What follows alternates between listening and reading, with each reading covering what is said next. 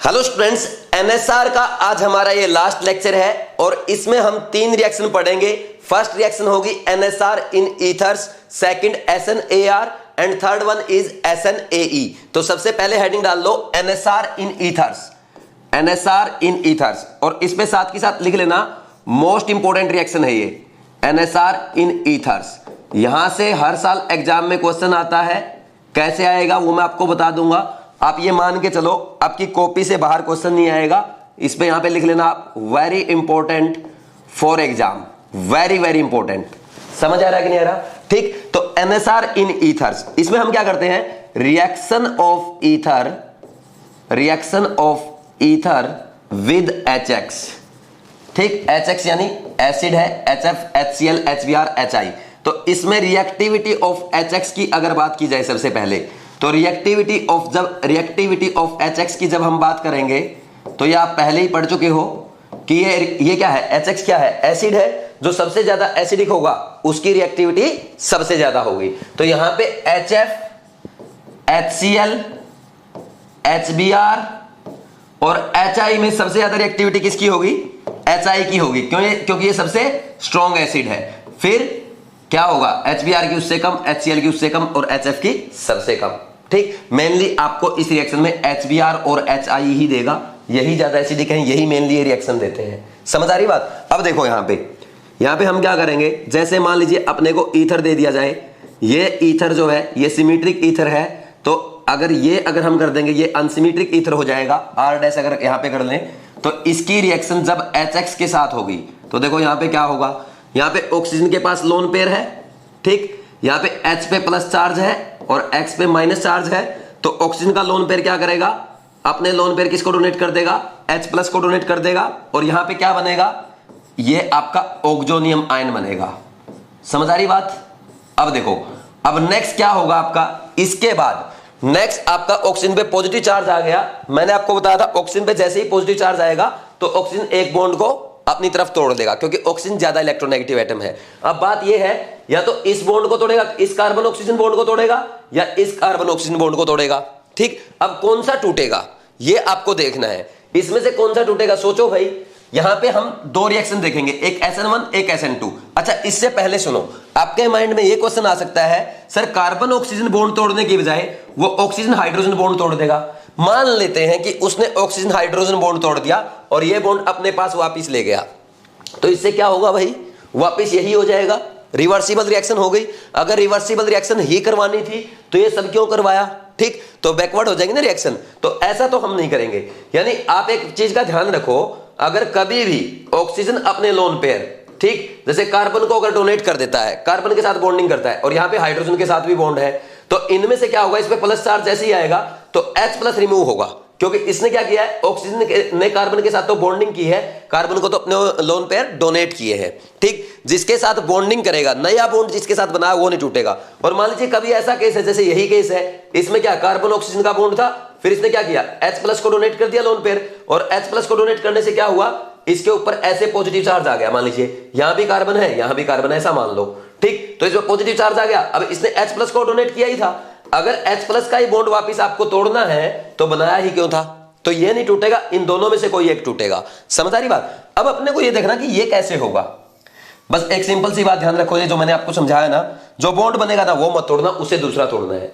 अगर oxygen hydrogen का बने तो क्या करेंगे, कार्बन ऑक्सीजन का तोड़ेंगे, और कार्बन ऑक्सीजन का अगर बनता है तो किसका तोड़ेंगे, ऑक्सीजन हाइड्रोजन का तोड़ेंगे। बात समझ में आ रही है? इधर देखो, यहां पे अगर बात की जाए, यहां पे 2 रिएक्शन हो सकती है, एक तो आपकी SN1 हो सकती है, ठीक, एक सेकंड, एक तो आपकी देखो 2 रिएक्शन हो सकती है हमारी यहां पे, कौन सी होगी, एक तो SN1, ठीक, SN1 हो सकती है, दूसरी कौन सी हो सकती है, SN2 हो सकती है।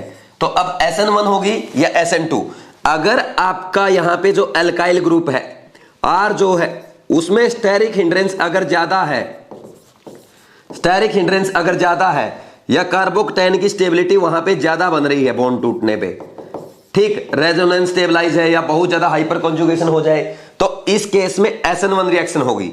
और अगर ऐसा केस बन जाए आपकी स्टेरिक हिंड्रेंस कम है, स्टेरिक हिंड्रेंस कम है, तो उस केस में SN2 रिएक्शन होगी। समझ आ रही बात? और अगर बात की जाए rate of SN1 and SN2, rate of SN1 और रेट ऑफ SN2 में किसका ज्यादा होगा? तो हमेशा आप एक बात का ध्यान रखेंगे, rate of SN2 is always greater than rate of SN1 is always greater than rate of SN2। हमेशा आपको इस बात का ध्यान रखना है कि SN1 का रेट SN2 से ज्यादा होता है। देखो इसका रीजन भी समझ सकते हो। एक्चुअल में होता क्या है, जब आपकी SN1 रिएक्शन होती है ना, वहां पे प्योर कार्बोकेटाइन बनता है। ठीक, प्योर कार्बोकेटाइन बनने के बाद वो रिएक्शन होती है तो और उसमें क्या ट्रांजिशन स्टेट आती है। भाई आपने देखा था कि हेलोजन एटम भी निकल रहा है, पीछे से वो अटैक कर रहा है, तो उसमें प्रॉब्लम तभी तो हुआ। उसमें तो क्या था, सीधा सा स्टेरिक हिंड्रेंस है SN1 में तो। ठीक, और वहां पे जैसे ही उसका हाइड्रेशन हुआ हैलाइड आयन का, तो वो क्या बाहर निकल गया, प्योर कार्बोकेटाइन बन गया, रिएक्शन बहुत जल्दी हो जाती है। लेकिन इसमें क्या है, SN2 में क्या है, ट्रांजिशन स्टेट वगैरह बनती है। यहाँ पे हैलाइड आयन है, धीरे धीरे उसका बॉन्ड टूट रहा है, धीरे धीरे इसका बॉन्ड बन रहा है, तो ये ट्रांजिशन स्टेट बनती है, इसलिए इसका रेट कम होता है। तो हमेशा यह ध्यान रखो, अगर आपको SN1 और SN2 में से डिसाइड करनी है कि मेजर प्रोडक्ट किसका बनेगा, हमेशा SN1 का यहाँ पे मेजर प्रोडक्ट बनेगा। मान लीजिए R आपको SN1 देता है, R' SN2 देता है, तो आप SN1 के अकॉर्डिंग प्रोडक्ट बनाएंगे। ठीक, मेजर प्रोडक्ट किसका होगा, यहां पे लिख देना बेशक, मेजर प्रोडक्ट SN1 का होगा, मेजर प्रोडक्ट SN1 का होगा। ठीक, ये नहीं कि हमेशा SN1 का होगा, जब आपको SN1 और SN2 में कंपैरिजन करना हो। ठीक, दोनों जब बन रहे हो, ऐसा नहीं कि हर जगह आप SN1 का ही बनाए जा रहे हो। ठीक, बिना देखे। जैसे फॉर एग्जांपल, कुछ एग्जांपल से मैं आपको समझाता हूं। जैसे मान लीजिए आपको यहां पे ये एग्जांपल दे दिया जाए, मान लीजिए ये एग्जांपल आपको दे दिया। ठीक, इसकी रिएक्शन करवाएगी किसके साथ, मान लीजिए मैंने HI के साथ करवाई। ठीक, अब इस केस में देखना क्या होगा, इधर क्या होगा, इधर भाई ये क्या है, मिथाइल है, तो SN2 होगी और इधर भी SN2 होगी। समझ आ रही कि नहीं आ रही बात? अब दोनों तरफ SN2 हो रही है, तो अब देखो SN2 का रेट इस तरफ ज्यादा, लेफ्ट साइड ज्यादा है या राइट साइड? आपको पता है जहां पे स्टेरिक हिंड्रेंस कम होगी वहां ज्यादा है, तो ये बॉन्ड ऐसे टूटेगा, और ऐसे टूटेगा तो negative part of the reagent यहां अटैच होगा और यहां पे ये जुड़ जाएगा। ठीक, समझ आई बात? अब क्या होगा, देखो क्या प्रोडक्ट बनेंगे, CH3OH प्लस CH3CH2OH। इसमें कोई डाउट नहीं होना चाहिए। ठीक, अब नेक्स्ट जब हम इससे आगे बढ़ते हैं, इससे आगे अब क्या होगा, देखो यहां पे मान लीजिए एग्जामिनर अगर आपको ऐसा क्वेश्चन दे दे, ये क्वेश्चन अगर दे दे, यहां पे उसने दे दिया आपको HI दे दिया मान लीजिए। ठीक, इस रिएक्शन में आपने क्या देखना है कि यहां इधर क्या होगा, ये 2 डिग्री कार्बन है, ये क्या मिथाइल कार्बन है, तो इधर क्या होगी आपकी SN2 रिएक्शन होगी, इधर क्या होगी SN2 होगी, और इधर भी क्या हो रही है, SN2 हो रही है। अब ये देखो दोनों तरफ SN2 हो रही है, तो SN2 का रेट किस तरफ ज्यादा है, राइट साइड, क्योंकि स्टेरिक हिंड्रेंस कम है तो वहां पे रेट ज्यादा है, तो उसका ही मेजर प्रोडक्ट बनेगा। तो यहां पे क्या बोलेंगे, CH3OH ऐसे जुड़ जाएगा, मतलब जब भी टूटेगा ना ऐसे शो करना, यहां इधर H और जिस तरफ से SN2 देगा वहां पे आपका क्या लगेगा, negative part of the agent, यानी आपका हैलाइड आयन लग जाएगा। समझ आ रही कि नहीं आ रही बात? ऐसे कर लेंगे भाई, इजी है बिल्कुल। अब नेक्स्ट देखो, इसके बाद अगर मान लीजिए ये क्वेश्चन आपको दे दिया जाए, ऐसा क्वेश्चन अगर एग्जामिनर आपको देता है ये वाला, और यहां पे लिख के दे दिया HBr। ठीक, इसमें क्या होगा, इसमें सोचो, यहां पे अगर बात की जाए, यहां पे हम क्या देखेंगे, यहां पे भाई इधर क्या होगा, ये 2 डिग्री है, SN2 है, और ये क्या है 1 डिग्री SN2। तो अब देखो दोनों ही तरफ SN2 को फेवर कर रहा है, तो आप बताओ SN2 का रेट किस तरफ ज्यादा होगा, राइट साइड या लेफ्ट साइड? तो आपको साफ साफ दिख रहा है राइट साइड ज्यादा होगा, तो इधर क्या लगेगा, Br लग जाएगा, और इधर क्या लगेगा, H लग जाएगा। जिधर रेट ऑफ NSR ज्यादा होगा उस तरफ हैलाइड आयन लगेगा। ठीक, negative part of the reagent लगेगा, यानी न्यूक्लियोफिलिक पार्ट लगेगा। ठीक, तो यहां पे प्रोडक्ट क्या बन जाएगा, CH3CHOH प्लस CH3CH2Br। समझ आ गया? ये क्वेश्चन है आपके। ठीक, ये जो 2 क्वेश्चन है, ये दोनों क्वेश्चन लगातार आपके नीट एग्जाम में पूछे गए थे।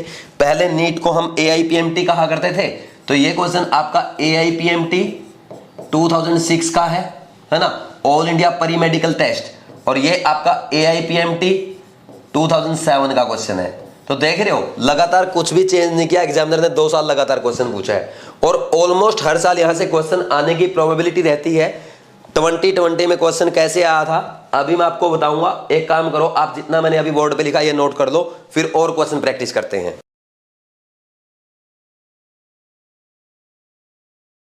अब नेक्स्ट देखो और अच्छे क्वेश्चंस करते हैं। जैसे मान लीजिए अगर यहां पे आपको ये दे दिया जाए, ये क्वेश्चन दे दिया जाए, इसमें आप क्या करेंगे एक बार खुद से सोचने की कोशिश करो। ठीक, देखो यहां पे इस क्वेश्चन में अगर यहां आपको HBr लिख दिया जाता है तो आप कैसे सोल्व करेंगे? ठीक, कि किस साइड से बॉन्ड का ब्रेकिंग होगा। तो यहां पे आपने क्या देखा, टर्सरी कार्बन है, इधर ओनली मिथाइल ग्रुप है, तो आपको पता है लेफ्ट साइड में SN1 रिएक्शन होगी और इधर SN2 रिएक्शन होगी।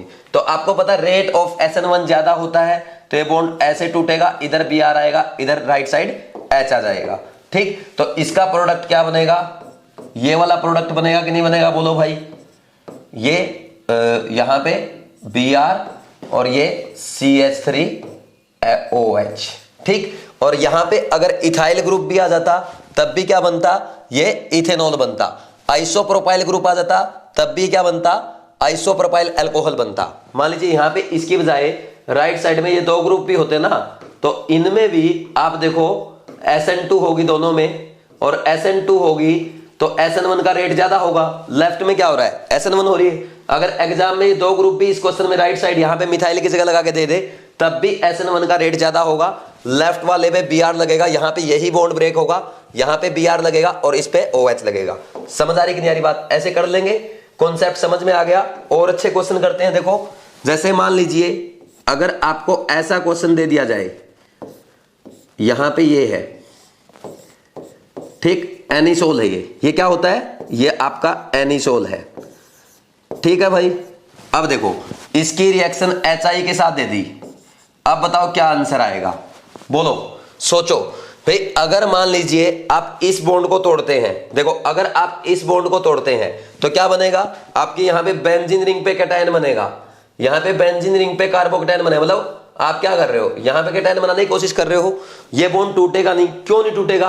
क्यों नहीं टूटेगा भाई? सोचो। मान लीजिए आप बोलो सर कैटायन नहीं बना रहा, मैं तो SN2 रिएक्शन करवा रहा हूं, मान लिया आपकी बात। लेकिन एक बात बताओ, यहां पे ये जो लोन पेयर है, अगर यहां पे ऑक्सीजन के इस लोन पेयर की बात की जाए, ये लोन पेयर जो है ऑक्सीजन के, ये यहां पे रेजोनेंस में है, तो इस बॉन्ड की बॉन्ड स्ट्रेंथ ज्यादा होगी, इस बॉन्ड को तोड़ना मुश्किल होगा। तो इन दोनों में कौन सा बॉन्ड तोड़ना इजी होगा? Carbon oxygen bond. ये इजीली टूटेगा, ये इजीली टूटेगा, तो यहां पे आयोडीन लगेगा और इधर हाइड्रोजन लग जाएगा। समझ आया कि नहीं आया? तो यहां पे क्या बन जाएगा आपका फाइनल प्रोडक्ट? ये फिनोल प्लस मेथेनॉल, इसमें सॉरी मिथाइल आयोडाइड। इसमें कोई डाउट है क्या? ये क्वेश्चन आपका AIEEE में पूछा गया पहले तो, फिर ये एज इट इज नीट 2020 में कॉपी किया गया, इसको दोबारा भी कॉपी कर सकता है एग्जामिनर। ठीक, इसके बाद नेक्स्ट क्वेश्चन की अगर बात की जाए, मान लीजिए मैं आपके लिए अलग टाइप का क्वेश्चन बना देता हूं। जैसे फॉर एग्जांपल यहां पे ये क्वेश्चन अगर आपको दे दिया जाए, फॉर एग्जांपल यहां लिख दिया CH2OCH3, अब आप क्या करेंगे? और इसकी रिएक्शन दे दी HBr के साथ। तो देखो अब आपको क्या करना, आपको पता है CO बॉन्ड का क्लीवेज करना है। इधर से अगर आप तोड़ेंगे तो यहां पे SN2 रिएक्शन होगी और इधर क्या है? SN1 भी हो सकती है और इधर SN2 होगी, इधर SN1 और SN2 दोनों ही हो सकती है, क्योंकि क्या है 1 डिग्री कार्बन है। ठीक, 1 डिग्री कार्बन है तो दोनों ही हो सकती है। ठीक, लेकिन अगर बात की जाए SN1 हो या SN2 हो तो इसका बेंजाइल ग्रुप का क्या होता है? रेट ज्यादा होता है, बिकॉज ये क्या करता है, इसमें जल्दी से क्या बनता है? कार्बोकैटायन बनता है। वैसे भी इस रिएक्शन में क्या होगा, यहां पे देखो ये मैकेनिज्म जो हमने समझा है, यहां पे मान लीजिए ये निकल गया या ROH पार्ट निकल गया, तो यहां पे क्या बनेगा? कार्बोकैटायन बनेगा। तो कार्बोकैटायन जहां पे ज्यादा स्टेबल बनेगा, सिंपल सी बात है, रिएक्टिविटी वहां पे ज्यादा होगी। इस केस में अगर देखा जाए तो कार्बोकैटायन यहां पे बहुत स्टेबल हो रहा है, तो हम क्या बोलेंगे? यहां पे ऐसे टूटेगा, ये Br है ना, तो ऐसे लिख देंगे, यहां Br आएगा और यहां पे H आएगा। कोई डाउट है क्या? तो ये इसका आंसर आ जाएगा। ठीक, ऐसा ही एग्जैक्ट क्वेश्चन आपकी NCERT में दिया हुआ है, तो ये एज इट इज एग्जाम में आपसे पूछा जा सकता है। कर लेंगे कि नहीं कर लेंगे? फाइनल प्रोडक्ट आपके ये बनेंगे। यहां पे एक क्वेश्चन और मैं आपको मेरी तरफ से करवा देता हूं। मान लीजिए एग्जामिनर ऐसा लिख के दे दे, ये लिख के दे दे आपको, और यहां पे उसने लिख दिया, यहां पे मान लीजिए थोड़ा सा और बड़ा बना लेते हैं इसको, ये लिख के दे दिया, ठीक, और यहां पे लिख के दिया आपको HI, ठीक। अब आपसे पूछे आप पूछे कि क्या प्रोडक्ट बनेगा। देखो ये CO बॉन्ड भी टूट सकता है, ये CO बॉन्ड भी टूट सकता है। जब आपने देखा यहां पे क्या है, SN1 और SN2 दोनों ही हो सकती है। यहां पे ओनली मेनली मेजर क्या होगी, SN2 ही होगी क्योंकि 2 डिग्री है। और यहां पे क्या देखा आपने, अलाइल है तो अलाइल का रेट हमेशा ज्यादा होगा। SN1 होगी तो वैसे ही रेट ज्यादा होगा, और अगर SN2 भी होगी तब भी SN2 में भी इन दोनों में इसका लेफ्ट वाले का रेट ज्यादा होगा। तो ये बॉन्ड यहां से टूटेगा ऐसे I और H। बोलो भाई समझ में आ गया। यही के सेम सीन ऊपर वाले में था कि SN1 होगी तो वैसे ही SN2 से रेट ज्यादा होगा, और SN2 और SN2 हो जाए तब भी इसका बेंजाइल ग्रुप का रेट ज्यादा होता है। ये मैं पहले ही आपको सिखा चुका हूं, ठीक। नेक्स्ट देखो इसमें अब प्रोडक्ट क्या बनेगा अगर ये बॉन्ड टूटेगा, तो अलाइल आयोडाइड बनेगा, अलाइल आयोडाइड बनता है, और आइसोप्रोपाइल अल्कोहल बनता है, ये आइसोप्रोपाइल अल्कोहल बनता है, ठीक। कर लेंगे इसको, जल्दी से लिख लो, फिर हम और आगे बढ़ेंगे। अच्छे अच्छे क्वेश्चन है, इनसे बाहर आपके एग्जाम में क्वेश्चन नहीं पूछे जाएंगे। इसके आगे लिख लेना, ये NCERT से है, एज इट इज आपके एग्जाम में पूछा जा सकता है। तो दोनों क्वेश्चन ही अच्छे से प्रिपेयर करने हैं, रिपीट हो सकते हैं। एक दो क्वेश्चन और बचा हुआ है इसमें, वो और मैं अच्छे से आपको करवाता हूं, इसको नोट कर लो।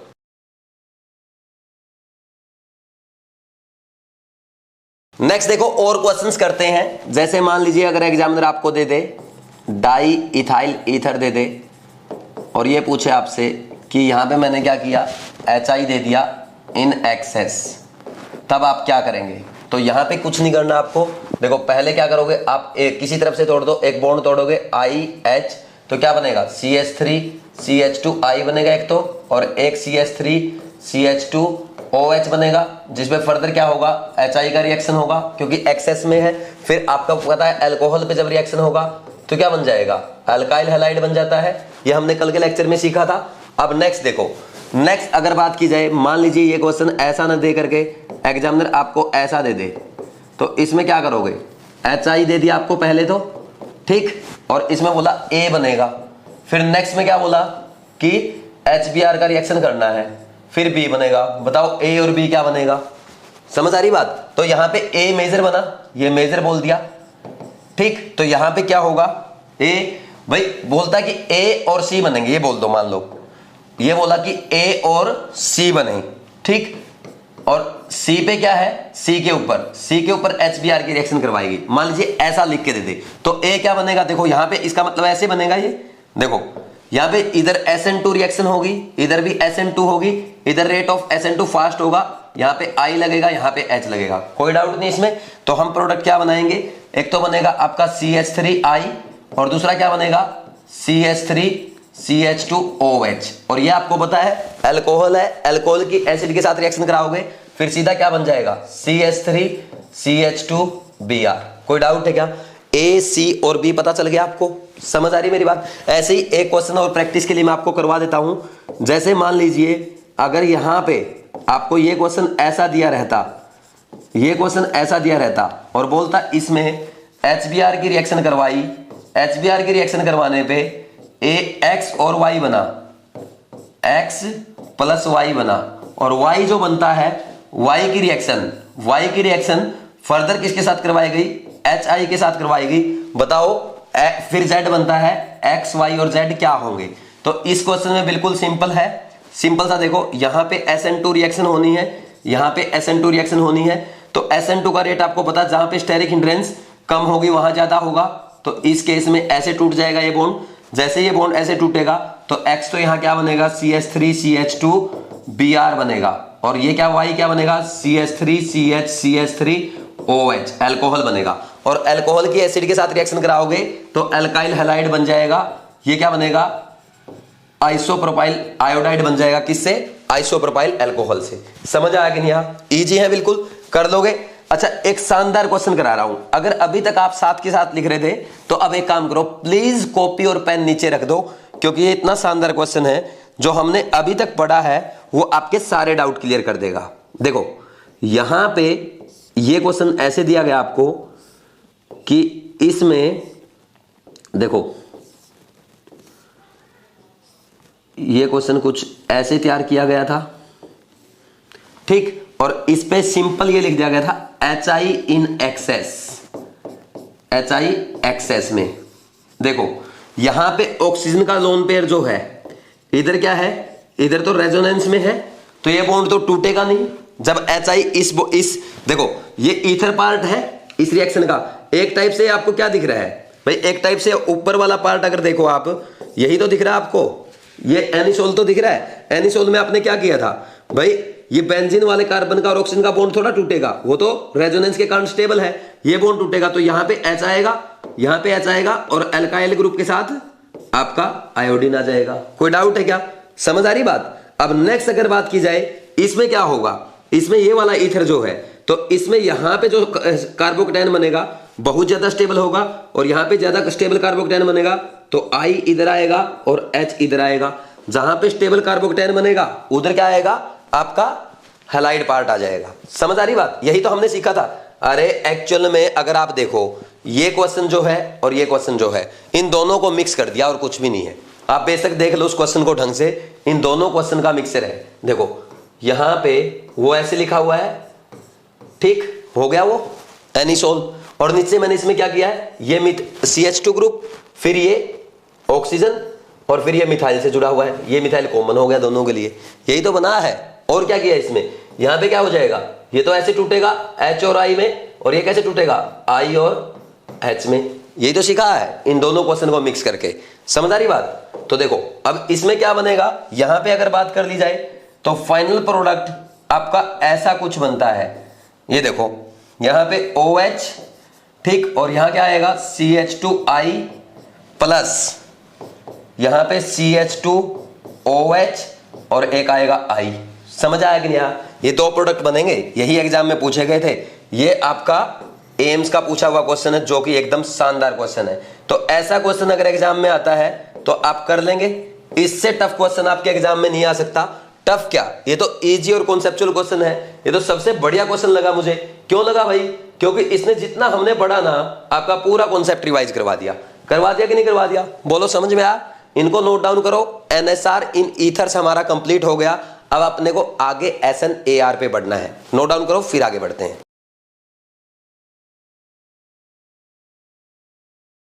अब नेक्स्ट टॉपिक लिखो SNAR, हेडिंग डाल लो SNAR। इसका मतलब क्या है, nucleophilic substitution reaction in aryl halide, या शॉर्ट में लिख लो NSR इन अराइल हैलाइड।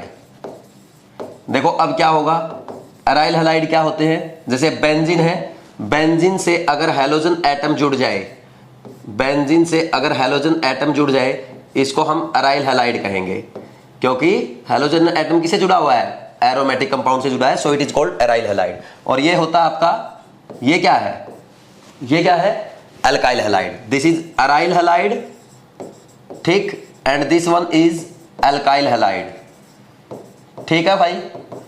यहां पे अगर दोनों की रिएक्टिविटी की बात की जाए तो अल्काइल हैलाइड की रिएक्टिविटी ज्यादा होती है। यहां पे अगर रिएक्टिविटी की बात करूं, रिएक्टिविटी टुवर्ड्स NSR, तो किसकी ज्यादा होगी, अल्काइल हैलाइड की ज्यादा होती है। अब आपको यह बताना है ऐसा क्यों, तो यहां पे क्वेश्चन फॉर्मेट में लिख लो, why alkyl halide are more reactive towards NSR, are more reactive, ऐसा लिख लो, more reactive than aryl halide towards NSR। तो इसमें देखो क्या होगा, इसमें हम 3 रीजन करते हैं और आपके NCERT में भी दिए गए हैं। फर्स्ट रीजन क्या है, पहला रीजन आपका है रेजोनेंस इफेक्ट। पहला रीजन क्या है, रेजोनेंस इफेक्ट। तो इसमें देखो क्या होता है, अब इधर देखना भाई, कॉपी पेन रख दो साइड में, ठीक। अब अच्छे से अपने को समझना है, यहां पे देखो क्या होगा, रेजोनेंस के कारण देखो यहां पे ये जो हैलोजन एटम है, इसका लोन पेयर क्या है, बेंजीन रिंग के साथ क्या है, रेजोनेंस में है। तो हम क्या बोलेंगे, यहां पे ड्यू टू रेजोनेंस क्या होगा, double bond, partial double bond character बढ़ जाएगा ड्यू टू रेजोनेंस। यहां पे क्या होगा, partial double bond character, partial double bond character increase हो जाएगा। ठीक, क्योंकि क्या है यहां पे क्या हो रहा है, सिंगल बॉन्ड था और रेजोनेंस के कारण डबल बॉन्ड आ रहा है, तो उसमें पार्शियल डबल बॉन्ड करैक्टर बढ़ेगा। जैसे ही पार्शियल डबल बॉन्ड करैक्टर बढ़ता है तो उससे बॉन्ड एनर्जी क्या होगी, बॉन्ड एनर्जी बढ़ेगी, और जो बॉन्ड स्ट्रॉन्ग होगा, जिसकी बॉन्ड एनर्जी ज्यादा होगी, तो उसको तोड़ना मुश्किल होगा, उसकी ब्रेकिंग मुश्किल होगी। अगर बॉन्ड ब्रेकिंग मुश्किल होगी तो रिएक्शन इजीली नहीं देगा, यानी रिएक्टिविटी कम होगी। तो रिएक्टिविटी क्या लिख दोगे, रिएक्टिविटी कम होगी। बात समझ में आई। और ऐसे ही अगर हम बात करें एल्काइल हैलाइड में, अब एल्काइल हैलाइड में क्या होता है, सिंगल बॉन्ड होता है। ठीक, सिंगल बॉन्ड की बॉन्ड एनर्जी डबल बॉन्ड के कंपैरिजन में कम होती है, और बॉन्ड एनर्जी कम होगी तो इजीली बॉन्ड ब्रेक हो जाएगा। इजीली बॉन्ड ब्रेक होगा तो रिएक्टिविटी क्या होगी, रिएक्टिविटी ज्यादा होगी। बिल्कुल सिंपल है ना, इसको लिख लेंगे। अब नेक्स्ट पॉइंट देखो, तीनों पॉइंट इसी पेज पे कर लेते हैं एक साथ, समझ गए। देखो यहां पे सेकंड पॉइंट क्या आएगा, सेकंड हेडिंग हमें लिखना है, second point different hybridization of, NCERT में लिखा हुआ है एज इट इज, ये different hybridization of, different hybridization of carbon atom attached to halogen atom. ठीक, जो कार्बन एटम हैलोजन एटम से जुड़ा हुआ है उसका हाइब्रिडाइजेशन डिफरेंट होने की वजह से क्या हो जाता है, यहां पे इसकी रिएक्टिविटी कम हो जाती है। ये भी एक रीजन है।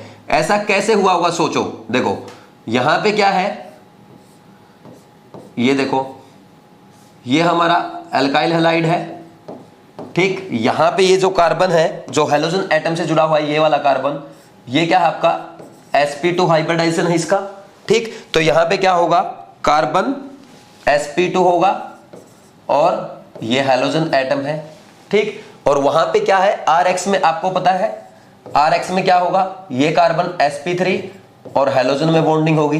कोई डाउट है क्या, जब कार्बन sp2 होगा तो कार्बन sp2 की, देखो कार्बन कंपैरिजन करते चलूंगा, कार्बन sp2 की इलेक्ट्रोनेगेटिविटी ज्यादा होती है और कार्बन sp3 की इलेक्ट्रोनेगेटिविटी कम होती है। रीजन, ड्यू टू, रीजन क्या है, परसेंटेज s कैरेक्टर इंक्रीज होने के कारण, क्योंकि sp2 में परसेंटेज s कैरेक्टर ज्यादा होता है ना, और परसेंटेज s कैरेक्टर किसमें, इसमें कम होता है, किसमें, कार्बन sp3 में। ठीक, ये पहले ही हम पढ़ चुके हैं केमिकल बॉन्डिंग में। इलेक्ट्रोनेगेटिविटी बल्कि बाद में लिखना चाहिए, बल्कि चाहो तो आप इसमें ना इलेक्ट्रोनेगेटिविटी को लिखो भी मत। ठीक, ये लिखो भी मत, समझ आ रही बात, यही हटा दो, सब हटा दो। ठीक, कार्बन sp2 और सीधा ये लिखो, कार्बन sp2 का परसेंटेज s कैरेक्टर क्या होगा, ज्यादा होगा। ठीक, और उसमें कम होगा, सीधे दोनों पॉइंट लिखो आप तो। ठीक, समझ आ गई बात। अब देखो यहां मैं बताता हूं, ये कार्बन sp2 का परसेंटेज s कैरेक्टर ज्यादा, इसका कम। कोई डाउट है क्या। अब देखो परसेंटेज s कैरेक्टर ज्यादा होने से बॉन्ड लेंथ क्या हो जाती है, बॉन्ड लेंथ घट जाती है, और बॉन्ड लेंथ घटने से बॉन्ड एनर्जी बढ़ जाती है, और बॉन्ड एनर्जी बढ़ने से रिएक्टिविटी घट जाती है। समझ आई कि नहीं आई बात। ऐसे ही यहां पे परसेंटेज s कैरेक्टर कम होने से बॉन्ड लेंथ बढ़ जाती है, बॉन्ड एनर्जी घट जाती है, रिएक्टिविटी बढ़ जाती है। इसमें कोई डाउट नहीं होना चाहिए। अब थर्ड पॉइंट क्या है, नेक्स्ट है, इंपॉर्टेंट पॉइंट है, CX bond polarity. CX bond polarity, इसमें देखना क्या होगा, इंपॉर्टेंट पॉइंट है। देखो होता क्या है, यहां पे CX बॉन्ड पोलैरिटी की अगर बात की जाए क्या होगा, यहां पे कार्बन हैलोजन बॉन्ड है। देखो बना देता हूं मैं एक बार फिर से, यहां पे कार्बन हैलोजन बॉन्ड है, कार्बन sp2 और ये X हैलोजन एटम में बॉन्डिंग है। और यहां पे अगर बात की जाए Rx में क्या है, आपका कार्बन sp3 और X में बॉन्डिंग है। ठीक, तो यहां पे कार्बन sp2 की इलेक्ट्रोनेगेटिविटी ज्यादा होती है, तो कार्बन sp2 की इलेक्ट्रोनेगेटिविटी ज्यादा होने से delta En of CX bond क्या होगा, कम हो जाएगा। और यहां पे डेल्टा En, कार्बन sp3 की इलेक्ट्रोनेगेटिविटी कम होती है, सो कार्बन यहां पे delta En of CX bond ज्यादा होगा। अब यहां पे डेल्टा En कम होगा तो बॉन्ड पोलैरिटी बॉन्ड पोलैरिटी क्या होती है, कम होती है, और इसकी बॉन्ड पोलैरिटी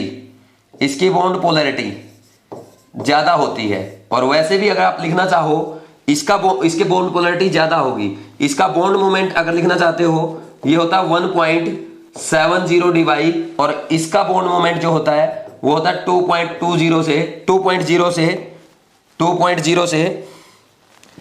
2.2 dy। समझ आ रही बात? अब देखो जिसका बॉन्ड ज्यादा पोलर होगा वो इजीली टूटेगा।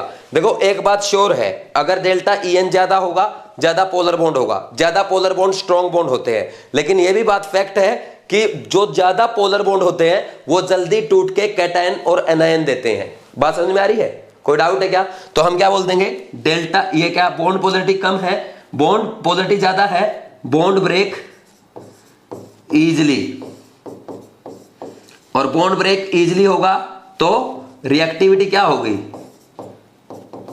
ज्यादा होगी, नो डाउट। और इसमें क्या है, bond break difficulty, bond breaking में डिफिकल्टी होगी, है ना, डिफिकल्टी इन बॉन्ड ब्रेकिंग लिख सकते हो, है ना। नेक्स्ट क्या लिखोगे, और बॉन्ड ब्रेकिंग में डिफिकल्टी होगी तो रिएक्टिविटी लेस होगी। समझ आएगा नहीं? तो ये तीन रीजन थे। पहला है रेजोनेंस होने के कारण इसमें क्या है, अराइल हैलाइड में डबल बॉन्ड करेक्टर आ जाता है, जिसके कारण बॉन्ड एनर्जी बढ़ जाएगी, रिएक्टिविटी घट जाएगी। इसमें रेजोनेंस नहीं है, प्योर सिंगल बॉन्ड है। सिंगल बॉन्ड डबल बॉन्ड से वीक बॉन्ड होता है, बॉन्ड एनर्जी कम होती है तो रिएक्टिविटी ज्यादा रहेगी, जल्दी टूट जाएगा।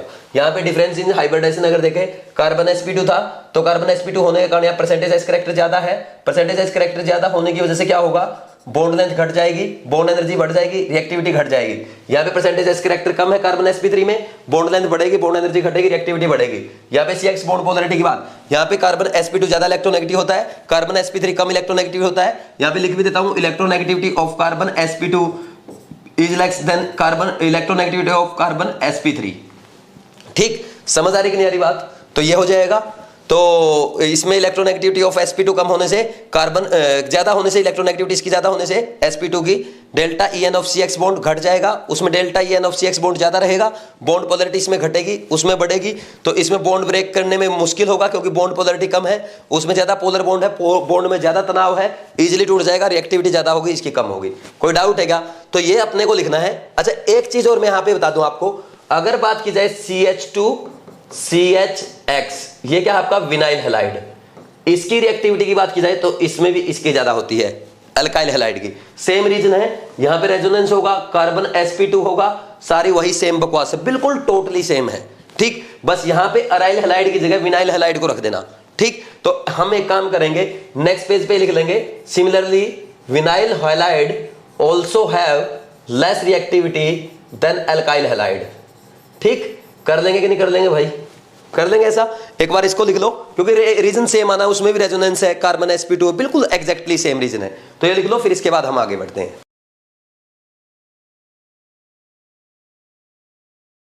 अभी जो मैंने पॉइंट बोला था वो एज इट इज लिख लो। Similarly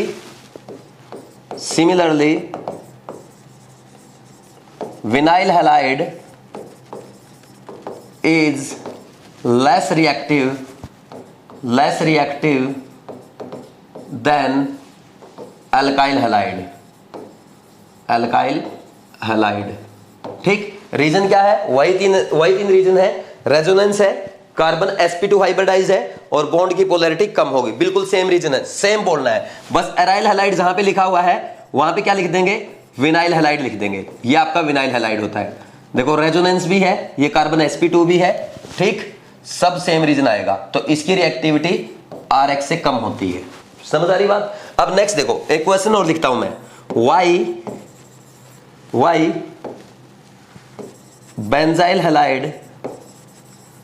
benzyl halide and allyl halide are more reactive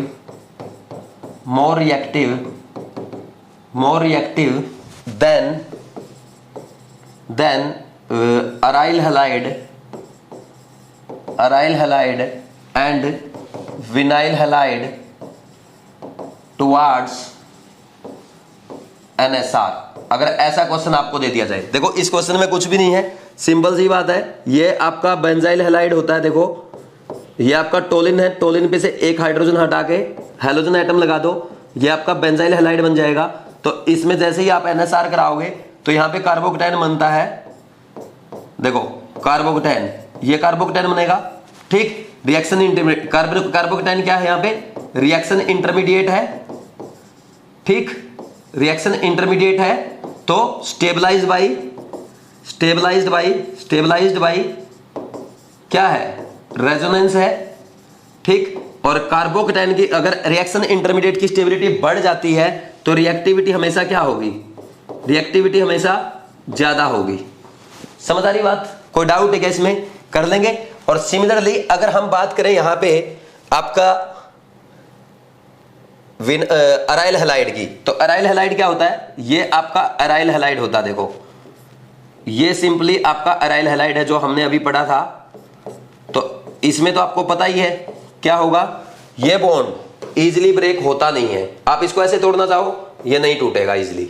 समझ आ रही बात, ठीक, क्योंकि यहां पे रेजोनेंस वगैरह है, रेजोनेंस स्टेबलाइज है, ये ऑलरेडी रेजोनेंस स्टेबलाइज है खुद ही। उसमें क्या है कि जो आपका कार्बोकेटाइन यानी रिएक्शन इंटरमीडिएट जो बना है वो आपका रेजोनेंस स्टेबलाइज है। ये बात समझ में आई कि नहीं आई, कर लेंगे हम इसको ऐसे, ठीक। अब नेक्स्ट आगे बढ़ जाए इससे। जब हम नेक्स्ट आगे बढ़ते हैं तो देखो यहां पे क्या करेंगे, यहां पे देखना, अब सिमिलरली हम क्या लिख देंगे, सिमिलरली बिल्कुल सेम, यहां पे आपका ये विनाइल हैलाइड है, सॉरी एलाइल हैलाइड है। तो एलाइल हैलाइड में जब आप NSR कराएंगे तो क्या करेगा, रेजोनेंस स्टेबलाइज कार्बोकेटाइन देगा। ये क्या है, कार्बोकेटाइन क्या बना है, रिएक्शन इंटरमीडिएट है, और रिएक्शन इंटरमीडिएट जो बना है कार्बोकेटाइन वो आपका रेजोनेंस स्टेबलाइज है। और रेजोनेंस स्टेबलाइज है तो क्या होगा, रेजोनेंस स्टेबलाइज होने के कारण इसकी रिएक्टिविटी क्या होगी, ज्यादा होगी। समझ आ रही बात, ठीक। और सिमिलरली अगर बात करें यहां पे क्या है, यहां पे ये हैलोजन एटम जो है इसका लोन पेयर क्या है, यहां पे रेजोनेंस में, यहां पे रेजोनेंस में है तो इजीली रिएक्शन नहीं देगा, ठीक। वैसे भी लेस स्टेबल कार्बोकेटाइन बनेगा, तो ये बॉन्ड इजीली यहां पे टूटेगा नहीं। कोई डाउट है क्या, अगर ये क्वेश्चन भी पूछ ले आपसे, लेकिन क्वेश्चन जरूरी नहीं है ऐसा ही दे, आपको ऐसा ही बोल सकता है बेंजाइल क्लोराइड, यहां पे Cl लगा देगा, फिनाइल क्लोराइड ऐसे भी दे सकता है। यहां पे दे दिया allyl bromide, allyl bromide is more reactive then vinyl bromide, ऐसे भी दे सकता है। समझ आ रही बात, तो कर लोगे। ये मैंने आपको सिखा रखे हैं, बेंजाइल क्या होता है, एलाइल क्या होता है, विनाइल क्या होता है, और ये फिनाइल तो आपको पता ही है, कर लोगे। इसको जल्दी से लिखो, आगे बढ़ते हैं।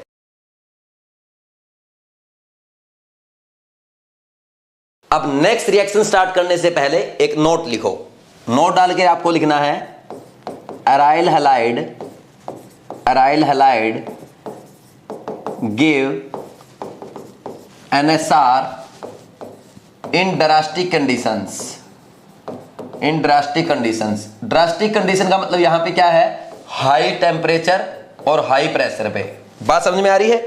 अगर मान लीजिए यहां पे ऐसा समझो, मान लीजिए मेरे को क्लोरोबेंजीन दिया गया है, ठीक, और इसकी रिएक्शन मैं क्या करूं, यहां पे NaOH या KOH से कराऊं रूम टेम्परेचर पे, और मैं सोचूं कि फिनोल बना लूंगा, तो ऐसी मेरी गलतफहमी होगी, ये पॉसिबल नहीं है, ठीक। ये बॉन्ड इजीली टूटेगा नहीं क्योंकि ये रेजोनेंस स्टेबलाइज है। लेकिन अगर अपने को ये बॉन्ड तोड़ना है, क्या करना होगा, ठीक। देखो यहां पे हम क्या करेंगे, यहां पे इस बॉन्ड को तोड़ने के लिए हम क्या करते हैं, टेम्परेचर बढ़ा देते हैं। और टेम्परेचर जैसे ही बढ़ाते हैं, जैसे NaOH के साथ रिएक्शन करानी है, आप एक काम करो, NaOH के साथ 623 केल्विन, 623 केल्विन एंड 300 ATM पे रिएक्शन करवाओ। इतना हाई टेम्परेचर और हाई प्रेशर लेने के बाद यहां पे क्लोरोबेंजीन किस में कन्वर्ट हो जाएगा, ये आपका इजीली फिनोल में कन्वर्ट हो जाएगा। बात समझ में आई। अब नेक्स्ट देखना, अगर यहीं पे हम एक काम करें, यहां पे ध्यान से देखना, अगर हम यहां पे एक काम करें, यहां पे क्लोरोबेंजीन है, इसकी ऑर्थो पोजीशन पे अगर मैं एक NO2 ग्रुप लगा दूं और फिर इसकी रिएक्शन NaOH के साथ करवाऊं, तो ये थोड़े से कम टेम्परेचर पे होगी। कम टेम्परेचर यानी ये रिएक्शन आपकी क्या है, 423 केल्विन पे हो जाती है। एक्चुअल में रिएक्शन में ऐसे दिया रहता है, इसमें 423 केल्विन। देखो ये मैं आपको लिख के दिखा देता हूं, आपके NCERT में भी लिखा हुआ है ऐसे 423 केल्विन, ठीक, और सेकंड H+ की प्रेजेंस में होती है, ठीक। ठीक, ये 1 और 2 आपका क्या दिया रहता है, H+, ऐसे दिया रहता है। ठीक, समझ आई बात। अब देखो इसमें क्या होगा, ये एनसीईआरटी में ऐसा ही लिखा हुआ है। ठीक, इसमें आपका 423 का 11 पे रिएक्शन हो जाती है और ये Cl क्या लग जाएगा, Cl हट जाएगा और वहां पे OH लग जाएगा। देखो ये होगा, समझ आ रही बात।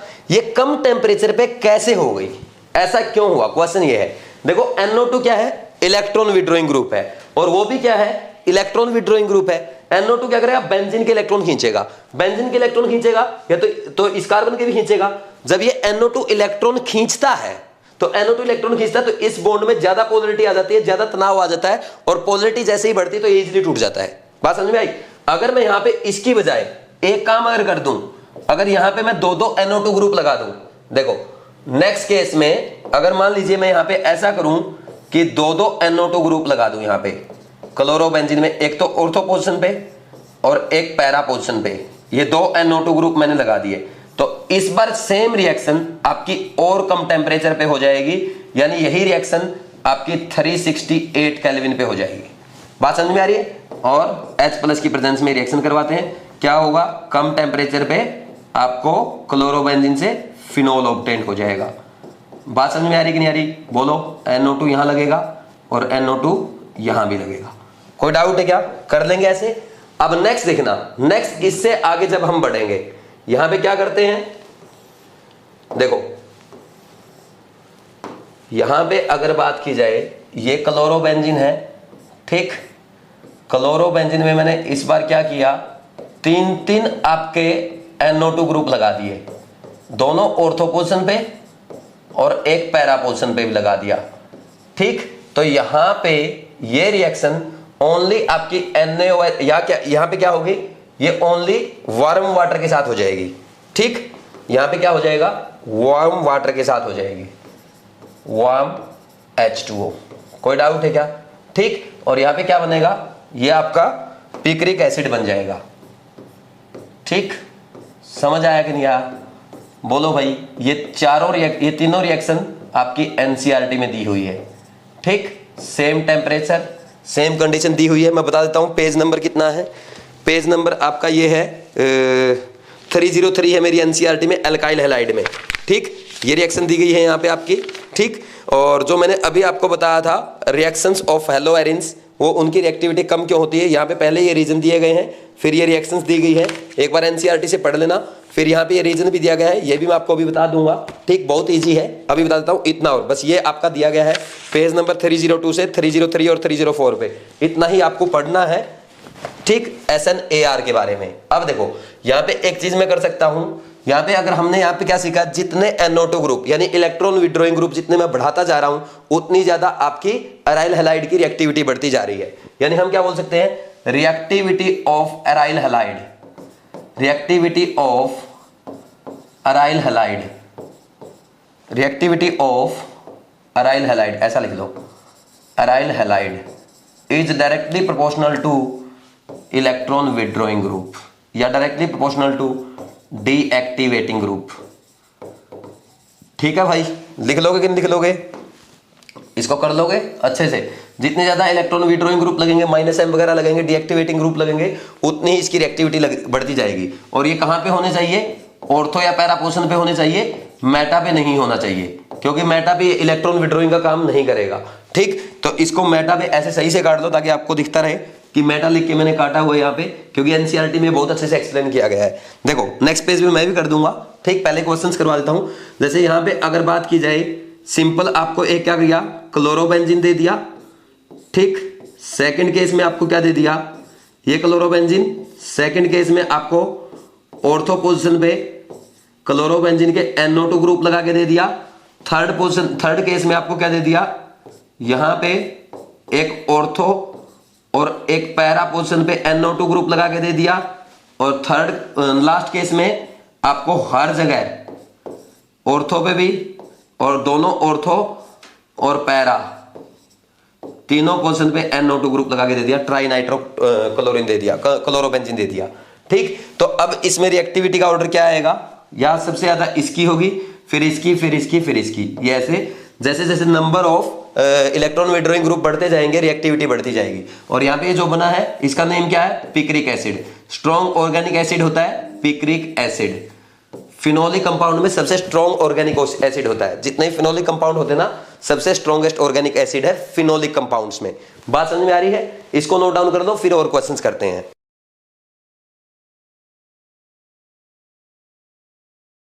नेक्स्ट देखो, ये 3 क्वेश्चन आपके सामने लिखे हुए हैं। Arrange following in increasing order of reactivity towards NSR. 2 question तो ये है, एक क्वेश्चन ये है। एक काम करो, पहले खुद से ट्राई करो। आप खुद से ट्राई करेंगे जब आपको समझ में आएगा कि एग्जाम में अगर एनएसआर का क्वेश्चन अराइल हैलाइड में आता है तो कैसे सोल्व करते हैं। ठीक, अगर आपसे सोल्व नहीं हो रहा है तो आप मेरे साथ साथ भी सोल्व ट्राई कर सकते हैं। देखो कैसे करेंगे इस क्वेश्चन को। जैसे फर्स्ट वाला क्वेश्चन दिया गया है, इसमें आप क्या बोलेंगे, यहां पे देखो ये क्या है, अराइल हैलाइड, ये भी अराइल हैलाइड, ये अराइल हैलाइड। इसमें कुछ नहीं लिखा हुआ, इसमें क्या है, -M ग्रुप लगा हुआ है, ठीक है, और इसमें +M ग्रुप लगा हुआ है। अब ये दोनों क्या है, दोनों क्या है भाई, अल्काइल हैलाइड है। तो सिंपल सी बात है, अल्काइल हैलाइड ज्यादा रिएक्टिव होंगे किससे, अराइल हैलाइड से।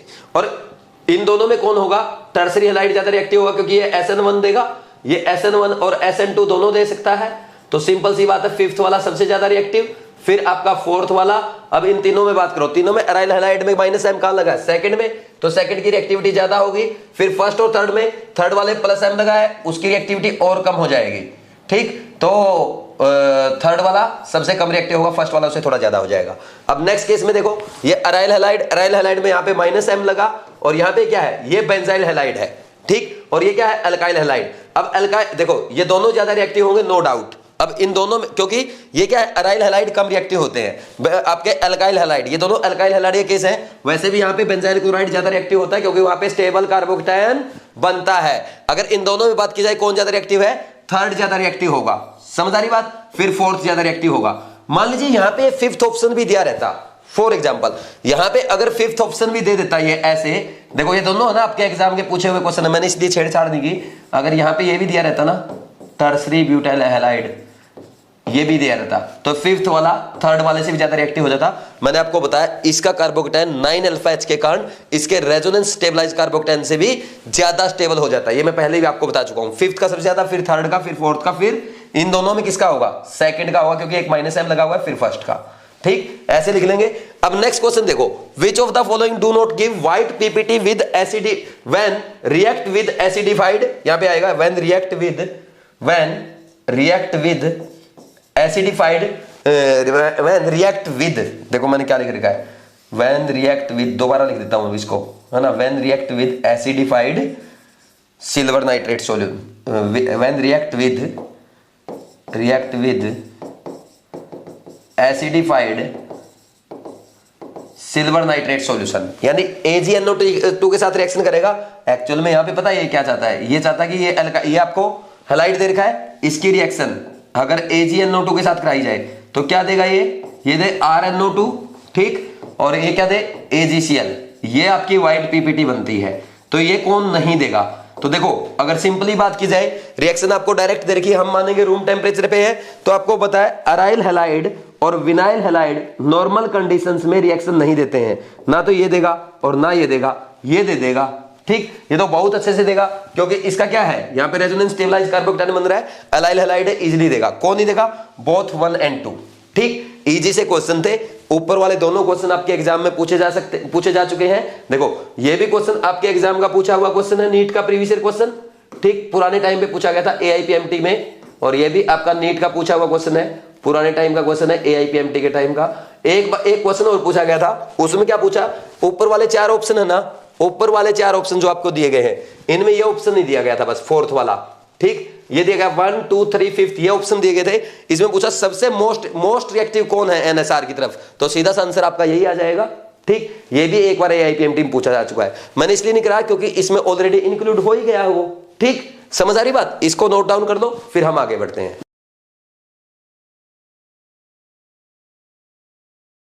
नेक्स्ट देखो, मैंने आपके लिए NCERT का क्वेश्चन लिखा है, पेज नंबर 304 पे दिया गया है, मैं पढ़ के आपको बताता हूं, why does NO2 group shows its effect only at ortho and para position, not at meta position in NSR on aryl halide. ठीक है, क्वेश्चन समझ में आया? ये बोल रहा है कि हमने अभी जो क्वेश्चन किया था तो हम क्या कर रहे थे, अगर ऑर्थो और पैरा पोजीशन पे NO2 ग्रुप आ जाए, यानी इलेक्ट्रॉन विड्रॉइंग ग्रुप अगर आ जाता है, वहां पे NSR की रिएक्टिविटी बढ़ जाती है, वहां पे ये NSR में अपना इफेक्ट शो करता है लेकिन मेटा पोजीशन पे नहीं करता है। ऐसा क्यों, ये मैं आपको समझा देता हूं, फिर आप NCERT में पैसे समझ लेना, ये भी आपको अच्छे समझ में आ जाएगा। और इसका एक्सप्लेनेशन NCERT ने यहाँ पे अच्छे से ये भी दे रखा है, एक एक उसने रेजोनेटिंग स्ट्रक्चर बना के भी दिया है। समझ आ रही बात? एक एक चीज मैं आपको करवा देता हूं, देखो कैसे करेंगे। NCERT साइड में रख देते हैं। अब देखो यहां पे मैं क्या बोलूंगा आपको, यहां पे क्या हो रहा है, अब ध्यान से सुनना मेरी बात। देखो भाई सिंपल सी बात है, यहां पे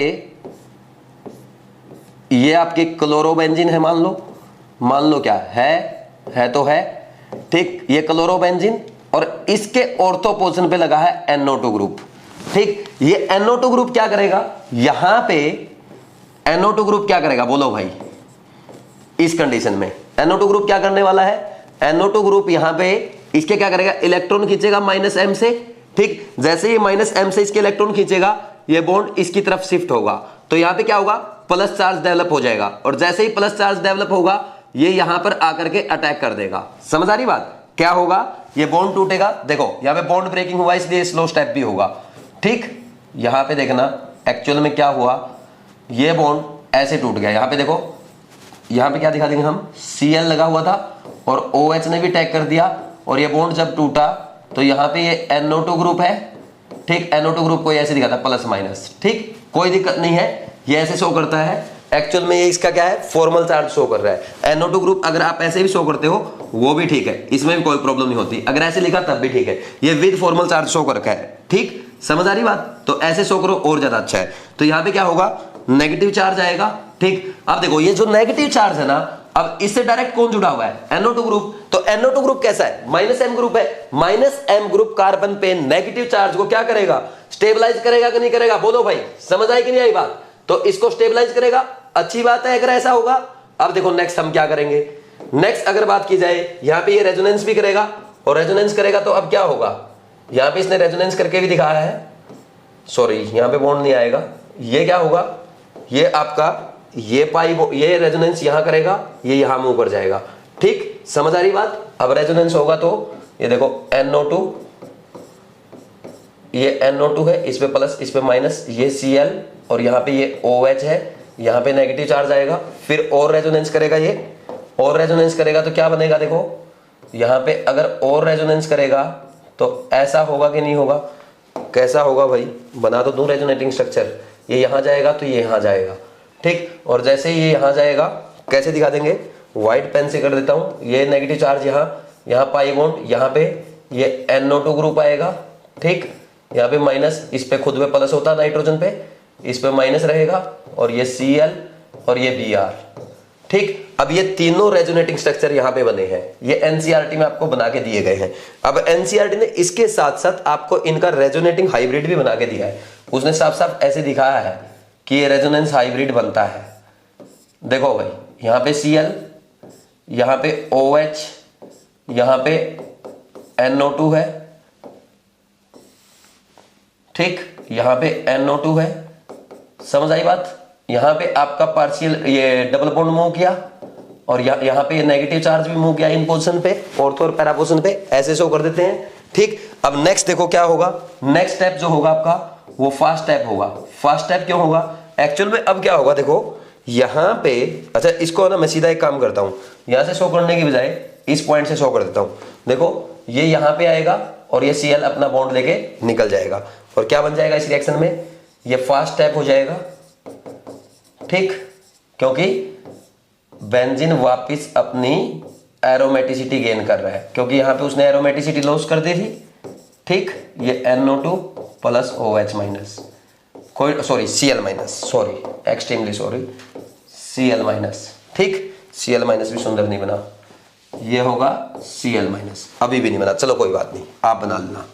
ठीक है भाई, अब नेक्स्ट देखो, ये हो गया ये स्लो स्टेप होगा, ये फास्ट स्टेप होगा। ये स्लो स्टेप इसलिए है क्योंकि यहां पे क्या हुआ है, बॉन्ड का ब्रेकिंग हुआ है, ये बेंजीन के पाई बॉन्ड का ब्रेकिंग हुआ है, बेंजीन ने अपनी एरोमेटिसिटी लॉस कर दी। और यहां पे क्या हुआ है, ये फास्ट स्टेप होगा क्योंकि बेंजीन ने वापस अपनी एरोमेटिसिटी गेन कर ली। ये एनसीईआरटी में दिया हुआ है। और बिल्कुल सिमिलरली मैं लिख देता हूं, सिमिलरली आपका अगर NO2 ग्रुप पैरा पे लग जाए, Cl ये अगर पैरा पे लग जाए, बिल्कुल सिमिलर होगा। कर लोगे कि नहीं कर लोगे भाई, बोलो, कर लोगे ना इजीली? समझ आया कि नहीं आया? ठीक। अब बात है अगर मेटा पे लगा हुआ हो, देखो इसमें तो आपने क्या देखा, रेजोनेंस से स्टेबलाइज कर दिया, लेकिन मेटा पोजीशन पे ऐसा नहीं होता है। मेटा पोजीशन पे इलेक्ट्रॉन भी नहीं खींच पाएगा। देखो इसको थोड़ा सा हम क्या करते हैं, इसको थोड़ा सा साइड शिफ्ट कर देते हैं, ठीक, छोटा भी कर देते हैं, कोई ज्यादा जरूरत है नहीं इसकी। ये सिमिलरली हमने लिखा है, ठीक। एक NO2 का ये O2 यहीं पे रह गया, कोई बात नहीं, इसको ले जाते हैं वहां पे रख देंगे, ये देखो, ठीक। अब देखो क्या होगा, यहां पे अगर आपको वो मेटा पोजीशन पे NO2 लगा के दे दे, ये Cl, और यहां पे आपको मेटा पोजीशन पे अगर NO2 लगा के दे दे, तो यहां पे OH माइनस के साथ रिएक्शन कराएगा। फिर क्या होगा, सिंपल सी बात है, आप इस बॉन्ड को ऐसे तोड़ोगे, ये ज्यादा नहीं खींचेगा, यहाँ पे -I का काम करेगा, -M का काम नहीं करता कभी भी मेटा पे, ठीक। यहाँ पे अटैक करेगा, जैसे ही अटैक करेगा देखो क्या बनेगा, ये देखो यहाँ पे माइनस और यहाँ पे Cl, यहाँ पे OH, यहाँ पे नाइट्रोजन, ठीक, यहाँ पे नाइट्रोजन है आपका,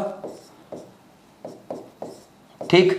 अब देखो अब क्या होगा, यहाँ पे ये रेजोनेंस करेगा। रेजोनेंस कैसे करेगा, रेजोनेंस ऐसे शो कर देंगे आप, ये पाई बॉन्ड टूट के यहां जाएगा, ठीक। तो क्या बनेगा देखना, अब देखना उस पे रेजोनेंस होगा या नहीं होगा। देखो यहां पे जहां पे नाइट्रो ग्रुप लगा हुआ है वहां तो आपका माइनस चार्ज आया ही नहीं, और माइनस चार्ज वहां पे नहीं आएगा, तो NO2 ग्रुप उसको रेजोनेंस से कैसे स्टेबलाइज करेगा। बात समझ में आ रही कि नहीं आ रही? अब नेक्स्ट ये एनायन यहाँ पे मूव करेगा, तो ये पाई बॉन्ड यहां जाएगा, जैसे ऊपर हमने किया था। बस सिंपल रेजोनेटिंग स्ट्रक्चर बना रहे हैं, इसमें अलग कुछ भी नहीं है, ठीक। तो देखो क्या होगा, ये पाई बॉन्ड यहाँ, ये नेगेटिव चार्ज यहाँ Cl लगा था, ये OH लगा, यहाँ पे आपका NO2 ग्रुप लगा हुआ है, ठीक। NO2 ग्रुप को ऐसे रिप्रेजेंट कर रहा है, ठीक। तो अब देखो, अब यहां पे ये इसके रेजोनेंस हाइब्रिड बनाना चाहो तो बना सकते हो, जैसा आपने ऊपर बनाया है, जहां जहां नेगेटिव चार्ज मूव किया है वहां और पाई बॉन्ड मूव किया है उसको दिखा देंगे। देखो आपका आधी रिंग में नेगेटिव चार्ज और पाई बॉन्ड मूव करता है, तो उसको दिखा देंगे आप। देखो यहां मूव किया, यहां पे पूरी रिंग में मूव नहीं करता, डॉटेड से दिखाना है, ठीक। यहां पे ऐसे, और ये नेगेटिव चार्ज भी यहीं मूव किया, ये आपका रेजोनेंस हाइब्रिड हो गया, ठीक। अब नेक्स्ट स्टेप में आपको बताया, मैं इस पे दिखा देता हूं। देखो आपको ये यहां मूव करेगा और ये बॉन्ड ऐसे बाहर जाएगा, समझ आ रही बात? तो इसमें क्या होगा, अब यहां पे ये बन जाएगा आपका सिंपल, यहां पे ये पाई बॉन्ड, ये OH Cl बाहर आ जाएगा एज ए लिविंग ग्रुप, और NO2 में यहां पे माइनस, यहां पे प्लस, और ये बन गया NO2। अगर आपको इसमें कोई दिक्कत आ रही है स्ट्रक्चर बनाने में, ये एनसीईआरटी में दे रखे हैं, बना सकते हैं आप, इन स्ट्रक्चर को बना लेंगे एक बार।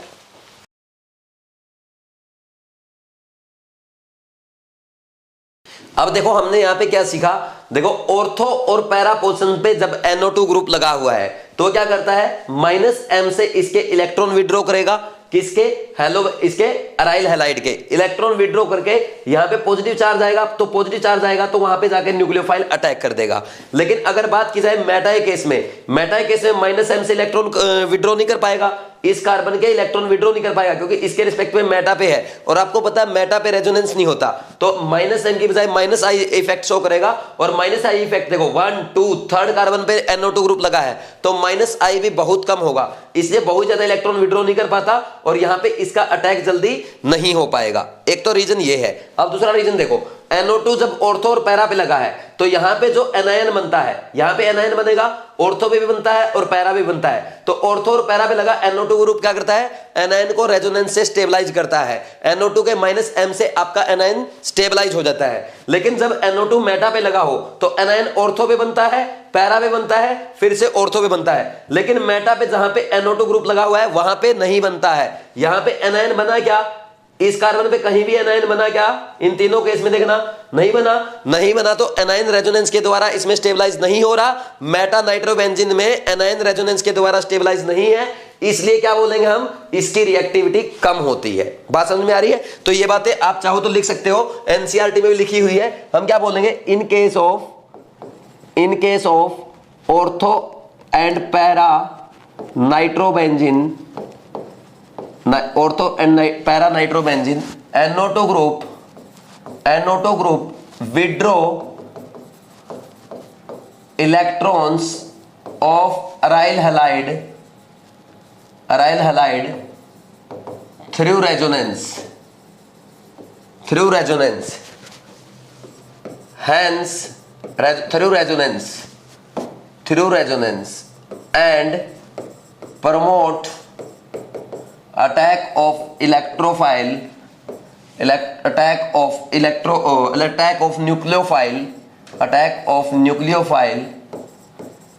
on aryl halide। बात समझ में आ रही है? aryl halide, while in case of meta nitrobenzene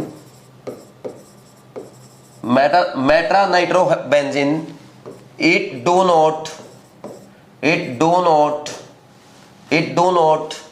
withdraw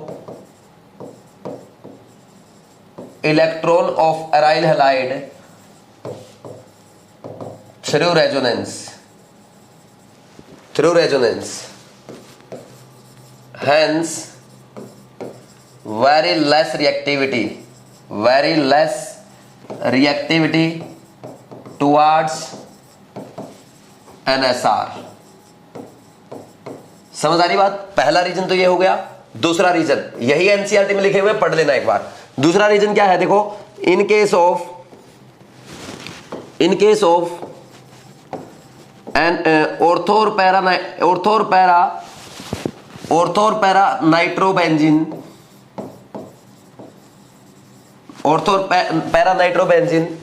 anion is stabilized by -m power of, ऐसे लिख लो, इलेक्ट्रॉन विड्रॉइंग या डीएक्टिवेटिंग पावर लिख लो, डीएक्टिवेटिंग पावर ऑफ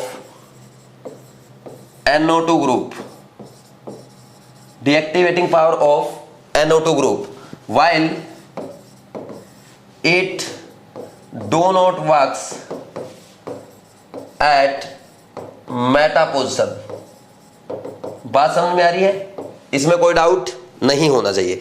देखो, जो मैंने यहां पे लिखा है वही आपको पहले समझा दिया था, एक बार फिर से समझाता हूं, क्योंकि एनसीईआरटी में भी दिया गया है। मैंने ये इसलिए समझाया है, देखो एक सिंपल सी बात है।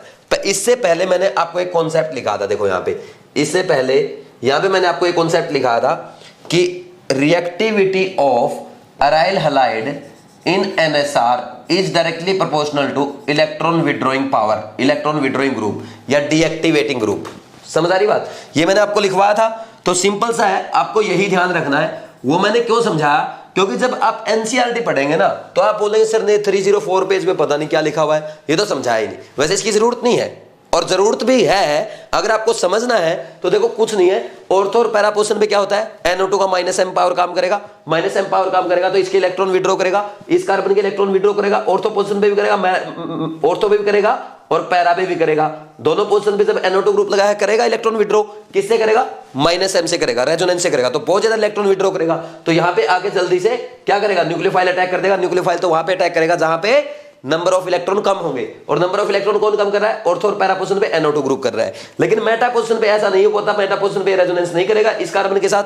ठीक, इस कार्बन के साथ ये मेटा पोजीशन पे है जहां पे हैलोजन लगा है, तो यहां पे रेजोनेंस नहीं करेगा, रेजोनेंस नहीं होता, मेटा पे रेजोनेंस नहीं होता, तो -i काम करेगा, तो वहां पे बहुत ज्यादा इलेक्ट्रॉन डेंसिटी कम नहीं कर पाएगा, और बहुत ज्यादा इलेक्ट्रॉन डेंसिटी कम नहीं होगी तो OH का अटैक सही से नहीं हो पाएगा, और OH का अटैक सही से नहीं होगा तो इसकी रिएक्टिविटी कम हो जाएगी। ठीक, दूसरा केस ये भी समझाया, ये इसमें है ना, इसने ऐसे रेजोनेटिंग स्ट्रक्चर बना के समझा रखा है कि जब ये रेजोनेटिंग स्ट्रक्चर बनते हैं, देखो ऑर्थो केस में क्या है, ये नेगेटिव चार्ज ऑर्थो पे आया, वहीं पे NO2 ग्रुप लगा हुआ है, तो -M से इसको स्टेबलाइज कर देगा।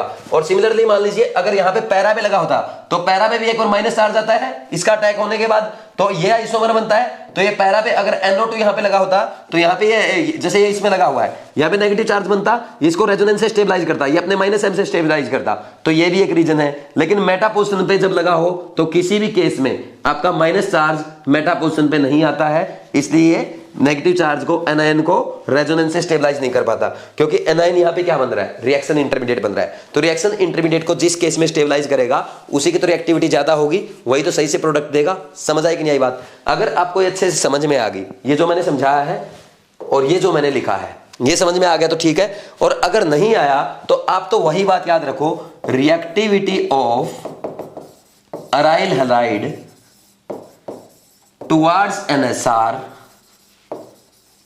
NSR is directly proportional to electron withdrawing group at ortho and para position। बस ठीक है, या directly proportional to deactivating group. और बोलो भाई, ये तो याद कर सकते हो, बस इतना सा काम का है। ये मैंने इतना डिटेल में इसलिए समझा दिया क्योंकि एनसीईआरटी आप पढ़ते ना, आपको लगता पता नहीं यार क्या अजीब सी लैंग्वेज लिखी हुई है। अब आपको दिक्कत नहीं आएगी, नोट डाउन करना तो कर लो, नहीं तो स्किप भी कर सकते हो। लिखो जल्दी से।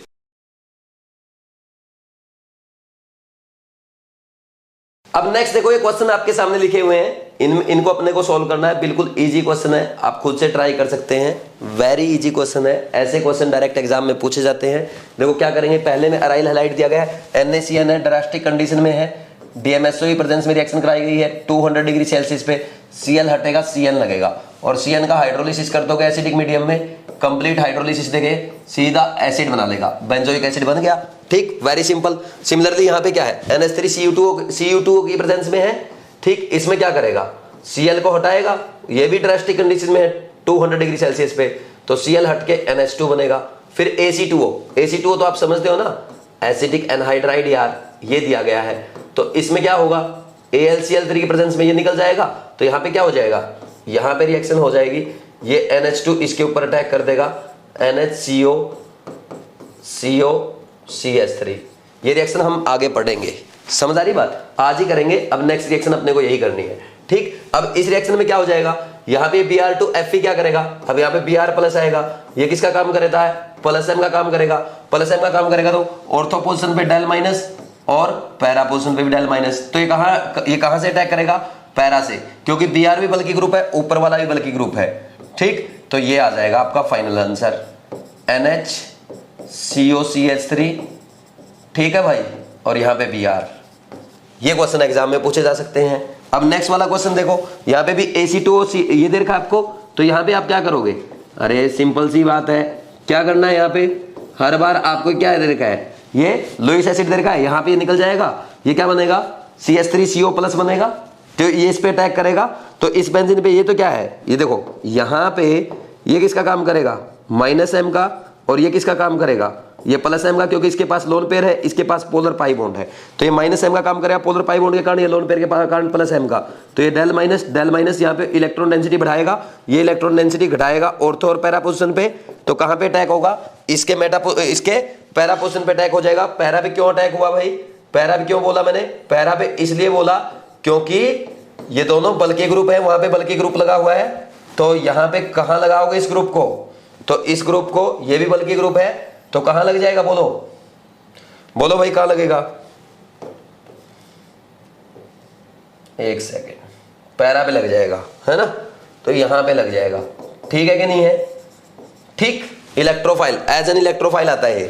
ठीक, फिर से ये इलेक्ट्रोफाइल तैयार होकर के आएगा, ये इलेक्ट्रोफाइल कहां पे लगेगा, अब इस बार फिर आपको +M -M देखना पड़ेगा, ये क्या है -M, और इधर क्या लगा है +M, तो ये क्या करेगा, यहाँ पे ऑर्थो और इसके ऑर्थो पोजीशन पे इलेक्ट्रॉन डेंसिटी बढ़ाएगा। पैरा क्या है, ऑलरेडी सब्स्टिट्यूटेड है, तो सब्स्टिट्यूटेड है तो यहाँ पे क्या करोगे, इसको मैं ऐसे दिखा सकता हूं, ये PHCONH, और यहाँ पे आपका ये पैरा पोजीशन पे CO, थोड़ा सा छोटा कर लें क्या, चलो हो गया अपना काम, CO, यहाँ पे CH3 लगा, और इसके यहाँ पे ऑर्थो पोजीशन पे Br लग जाएगा। ये आपका एम्स का पूछा हुआ क्वेश्चन है।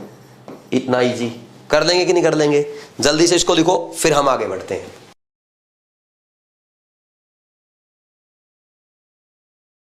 नेक्स्ट देखो, अगर आप यहां पे ये चाहो कि इसका हाइड्रोलिसिस करना है तो ये भी मैं आपको पहले ही बता चुका हूं, तो इसका हाइड्रोलिसिस भी आप कर सकते हो। हाइड्रोलिसिस करके क्या बना दोगे? देखो भाई क्या बना लेंगे हम यहां पे, जैसे आपको पता है ये H और ये OH, ये क्या बन जाएगा? एनिलीन। ESR में की थी हमने ऐसी रिएक्शन, और ये पैराब्रोमो एनिलीन, और क्या बन जाएगा? एसिटिक एसिड भी मिल जाएगा। ठीक, ये स्टेप भी लिखना चाहो तो लिख सकते हो। ऐसे ही रिएक्शन आती है, 1 2 3 4 स्टेप रिएक्शन हो गई। ठीक, एग्जाम में ऐसे क्वेश्चन पूछे जाते हैं। अब नेक्स्ट लिखो SNAE। SNAE इसकी फुल फॉर्म क्या है? Nucleophilic substitution. Nucleophilic substitution through addition elimination. Through addition and elimination. ठीक, यानी इस रिएक्शन में एडिशन भी होगा और एलिमिनेशन भी होगा। कैसे होगा वो मैं आपको मैकेनिज्म से समझाऊंगा। अभी तो बस आप इसकी क्या लिख लेंगे? अभी तो आप इसके हेडिंग डाल लो। अब देखो ये क्या किस में पढ़ते हैं हम? NSR in acid derivatives. ठीक है, NSR in acid derivatives. Actual में होता क्या है, देखो ये हमारा एसिड है। ठीक, इस एसिड का अगर मैं ये OH ग्रुप हटा दूं और यहां पे कोई और Z lone pair containing group लगा दूं, ठीक, ये ग्रुप लगा दूं अगर यहां पे OH ग्रुप हटा करके, इसको हटा के, तो ये क्या बन जाएगा आपका? ये एसिड डेरिवेटिव बन जाता है। ठीक, तो यहां पे Z क्या हो सकता है? देखो Z आपका क्या हो सकता है? ये आपका कोई हैलाइड एनायन हो सकता है। ठीक, और क्या हो सकता है? ये आपका ये एसीटेट ग्रुप हो सकता है। ठीक, नेक्स्ट क्या हो सकता है? OR ग्रुप हो सकता है। ठीक, और क्या हो सकता है? NH2 ग्रुप हो सकता है। समझ आ रही बात? देखो यहां पे बल्कि ये लिख लो, NH2 माइनस लिखो, बल्कि इनको ना OR माइनस हो सकता है और NH2 माइनस हो सकता है, ऐसा लिखो। ठीक, अब देखो यहां पे क्या होगा? ये इस रिएक्शन में यहां पे ये क्या एसिड डेरिवेटिव है, तो यहां पे कोई न्यूक्लियोफाइल आएगा। यहां पे होगा क्या प्रोसीजर में? ये बाहर जाएगा और ये न्यूक्लियोफाइल यहां पे अटैक कर देगा। ठीक, तो न्यूक्लियोफाइल यहां पे जब अटैक करेगा तो कैसे जुड़ जाएगा? RCO, ये यहां पे न्यूक्लियोफाइल जुड़ जाएगा, और ये जो Z है ये क्या करेगा? एज ए लिविंग ग्रुप बाहर आ जाएगा। समझ आ रही बात? अब मैं आपको इस रिएक्शन का मैकेनिज्म समझा देता हूं। एक्चुअल में इस रिएक्शन में हुआ क्या है वो आपको समझना है। देखो मैकेनिज्म में कुछ भी नहीं है, इस रिएक्शन में ध्यान से देखना। देखो होता क्या है, ये RCO, ये क्या है यहाँ पे? Z है, तो होगा क्या? ये न्यूक्लियोफाइल जो है, देखो यहाँ पे क्या होने वाला है? ये पोलर पाई बॉन्ड ऐसे टूटेगा और यहाँ पे ये न्यूक्लियोफाइल अटैक कर देगा। न्यूक्लियोफाइल जब अटैक करेगा तो यहाँ पे क्या देखा आपने? CO बॉन्ड पे न्यूक्लियोफाइल क्या हो गया? ऐड हो गया, और यहाँ पे क्या आ जाएगा? ये O माइनस है। समझा कि नहीं समझा? ये न्यूक्लियोफाइल ऐड हुआ है तो पहले तो ये एडिशन रिएक्शन हुई। ठीक, फिर नेक्स्ट स्टेप में क्या होता है? यहां से वापस लोन पेयर यहां रेजोनेंस करता है, तो ये अपना बॉन्ड लेकर के निकल जाता है। तो ये ऐसा बॉन्ड क्यों बनता है? क्योंकि CO पोलर बॉन्ड जो है ये ज्यादा स्ट्रॉन्ग बॉन्ड बनता है यहाँ पे, और ये ऐसा बन जाता है आपका RCO, ये न्यूक्लियोफाइल प्लस ये Z minus as a living group निकल जाता है। ये बात मेरे ख्याल में आपको अच्छे से समझ में आ गई होगी। इसको मैं और अच्छे से समझाता हूं आपको एग्जाम में क्वेश्चन कैसे आते हैं, क्योंकि इस रिएक्शन से डायरेक्ट क्वेश्चन पूछे जाते हैं, और कुछ नहीं, जितना मैं इसमें पढ़ाऊंगा ना इतना ही आएगा, इससे बाहर कुछ भी नहीं आएगा। बात समझ में आई कि नहीं आई? ठीक, तो यहाँ पे अगर आप ये लिखना चाहो, देखो जितना जल्दी ये लिविंग ग्रुप बाहर निकलेगा। अच्छा यहाँ पे क्या हुआ है? अच्छा यहाँ भी लिख लेना, यहाँ पे एक्चुअल में क्या हुआ है? एलिमिनेशन हुआ कि नहीं हुआ? Z बाहर निकला, एलिमिनेट हुआ है। ठीक, समझ आ रही कि नहीं आ रही बात? भाई डबल बॉन्ड बन गया और Z बाहर निकल गया, एलिमिनेशन हुआ। अब नेक्स्ट हम यहाँ क्या देखते हैं? रिएक्टिविटी ऑफ SNAE की बात की जाए, या reactivity of acid derivative towards NSR, अगर ये पूछा जाए, या लिख दे रिएक्टिविटी ऑफ SNAE, एक ही बात है। तो इसमें क्या होगा, हम ये बोलते हैं जितना जल्दी ये Z निकलेगा ना, जितना जल्दी ये लीविंग ग्रुप निकलेगा, तो जितनी इसकी लीविंग ग्रुप टेंडेंसी होगी उतनी जल्दी ये रिएक्शन हो जाएगी। ये जितना जल्दी ये बाहर निकलेगा उतनी फास्ट होगी, तो हम क्या बोल देंगे, directly proportional to leaving group tendency. समझ आई कि नहीं आई बात? अब देखो यहां पे अगर लीविंग ग्रुप टेंडेंसी, यहां पे अगर आपको क्वेश्चन दे दिया जाए, मान लीजिए क्वेश्चन आपको ऐसा दे दिया, CH3COCl बना के दे दिया, नेक्स्ट क्वेश्चन में आपको दे दिया CH3COOCOCH3, उससे नेक्स्ट क्वेश्चन में आपको दे दिया CH3CO यहां पे OR दे दिया, ठीक, यहां पे ये OR बना के दे दिया, और उससे नेक्स्ट क्वेश्चन में आपको क्या दे दिया, मान लीजिए CH3CONH2 दे दिया, यानी यहां पे क्या दे दिया, अमाइड दे दिया CH3CONH2। अब आपको रिएक्टिविटी का ऑर्डर बताना है, तो यहां पे देखो कौन निकलेगा, यहां पे हैलाइड एनायन निकलेगा, यहां पे इस केस में ये एसीटेट एनायन निकलेगा, ठीक, और यहां पे ये OR एनायन निकलेगा, यहां पे NH2 एनायन निकलेगा।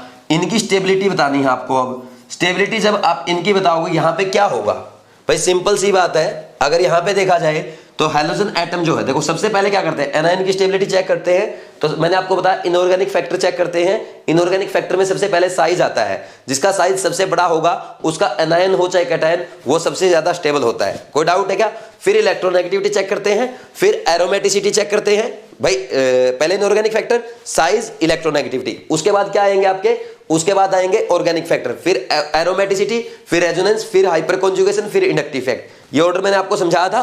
तो यहां पे हमने क्या देखा, Cl- क्या है, साइज क्या है, लार्ज है, ठीक, तो चार्ज डेंसिटी क्या होगी, चार्ज क्या हो जाएगा, डिस्पर्स हो जाएगा, डिस्पर्स। इलेक्ट्रॉन डेंसिटी क्या होगी, घट जाएगी, इलेक्ट्रॉन डेंसिटी घट गई तो स्टेबिलिटी क्या होगी, बढ़ जाएगी। कोई डाउट है क्या? तो इस इनमें सबसे बड़ा साइज इसका होता है, सबसे ज्यादा स्टेबल ये होगा। कोई डाउट है क्या? फिर इनमें अगर बात की जाए, देखो ऑक्सीजन पे एनायन, ऑक्सीजन पे एनायन, नाइट्रोजन पे एनायन, ये दोनों ऑक्सीजन के एनायन है, नाइट्रोजन का, तो ये क्या है, एक ही पीरियड के है ऑक्सीजन और नाइट्रोजन।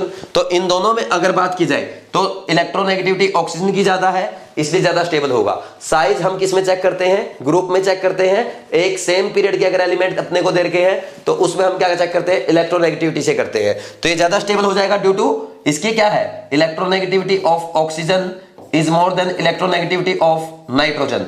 अब इन दोनों में अगर अपने को कंपैरिजन करना है, इन दोनों में अगर कंपैरिजन करना है, देखो यहां पे इन दोनों का कंपैरिजन कैसे करेंगे हम, देखो यहां पे मैं क्या बोलूंगा, दोनों में ऑक्सीजन पे एनायन है, तो मैं बोलूंगा ये क्या है, इधर वाला इक्विवेलेंट रेजोनेंस है, इक्विवेलेंट रेजोनेंस, ठीक, तो इक्विवेलेंट रेजोनेंस है, तो इक्विवेलेंट टू, ऐसा लिख दो, टू इक्विवेलेंट रेजोनेटिंग स्ट्रक्चर, तो क्या होगा, मोर स्टेबल होगा।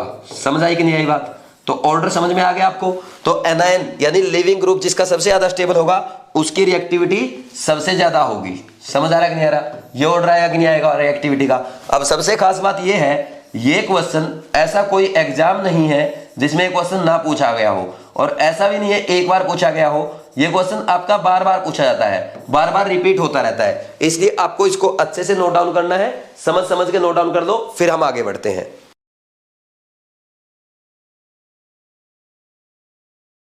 नेक्स्ट देखो, हम SNAE पे अब एग्जांपल कर लेते हैं, समझ लेते हैं कैसे करना है। जैसे मान लीजिए फॉर एग्जांपल मुझे एक क्वेश्चन दिया गया ये वाला, इसकी रिएक्शन किसके साथ कराई गई, ग्रिग्नार्ड रिएजेंट के साथ कराई गई, ठीक। तो इस ग्रिग्नार्ड रिएजेंट में आपको पता है अल्काइल ग्रुप पे नेगेटिव चार्ज, बाकी Mg पे पॉजिटिव चार्ज।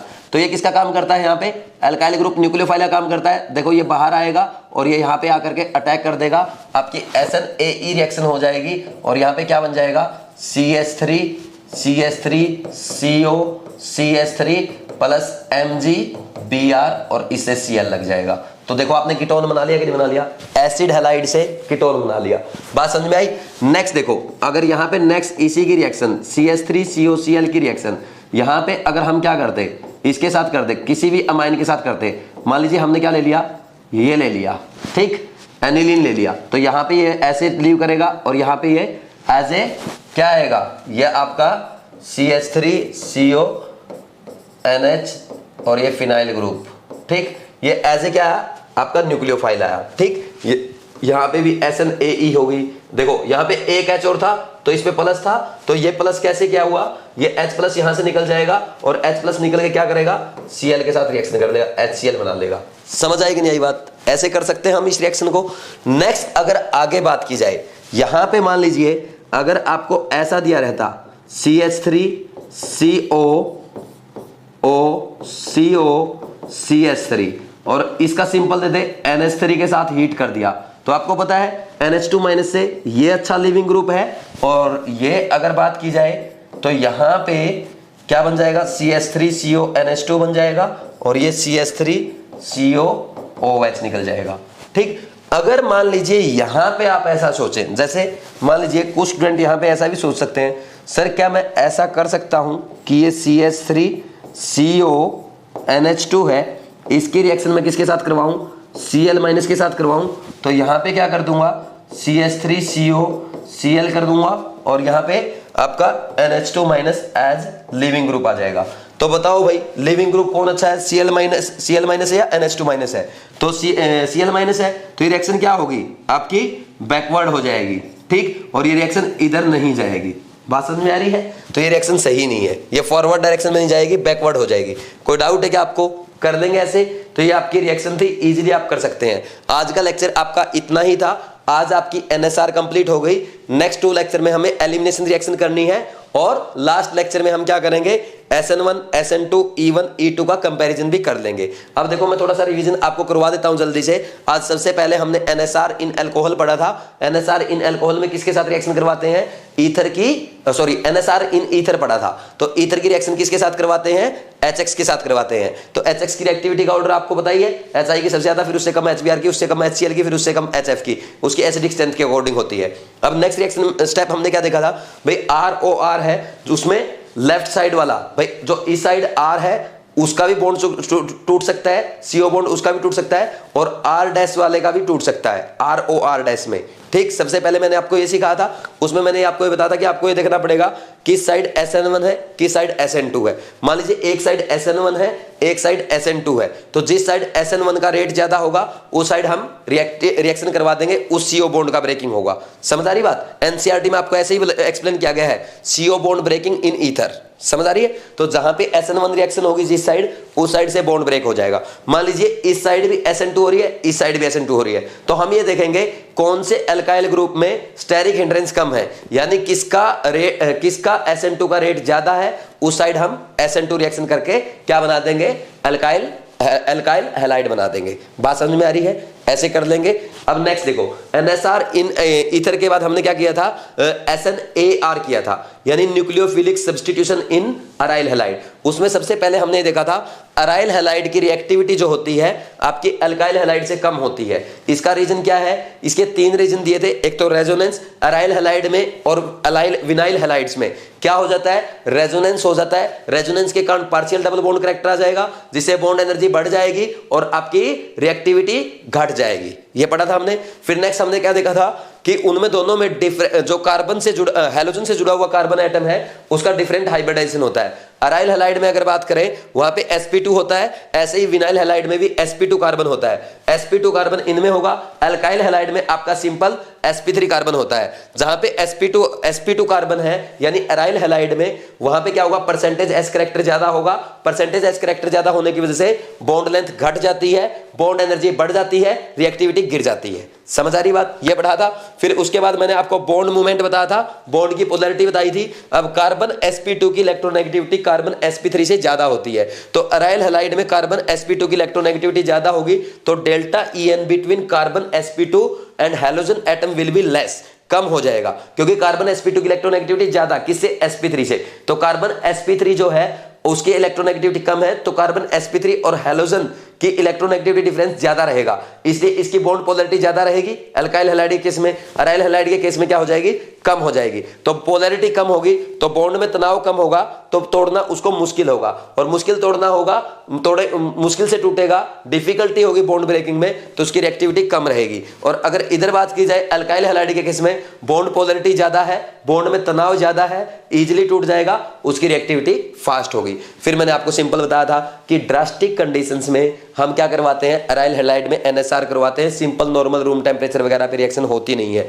तो उस पर जितने ज्यादा आप NO2 ग्रुप यानी इलेक्ट्रॉन विड्रॉइंग ग्रुप लगाओगे उसकी रिएक्टिविटी उतनी ज्यादा बढ़ती जाएगी। समझ आ रही बात। और सिंपल अगर आपको फिर मैंने क्वेश्चन करवाए थे वहां पे रिएक्टिविटी का ऑर्डर करवाया था, अगर आपको अराइल हैलाइड भी दे रखा है और अल्काइल हैलाइड भी दे रखा है, एक बात माइंड में फिट कर लो, हमेशा अल्काइल हैलाइड की रिएक्टिविटी क्या होगी, ज्यादा होगी अराइल हैलाइड से। ये बात समझ में आ गई।